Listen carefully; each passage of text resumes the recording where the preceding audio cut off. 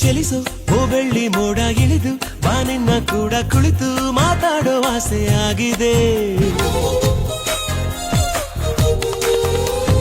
ಅವಳ ಅಂದಾನ ಕುರಿತೆ ಮನಸ್ಸು ಬರೆದಂತ ಗೀತೆ ಬಳಿಗೆ ನೀ ಬಂದು ಕೇಳಬಾರದೆ. ಇನ್ನು ಎಂದು ನೇರಳ ಹಾಗೆ ನಾನು ಇವಳ ಜೊತೆಯಲೇ ಇರಲ ಅನುಗಾಲ. ನಡೆ ನುಡಿ ಸರಳ ಮೆಚ್ಚಿಕೊಂಡೆ ಬಹಳ ನನಗೆ ಅಂತ ಹುಟ್ಟಿ ಬಂದ ತಾರೆ ಇವಳ.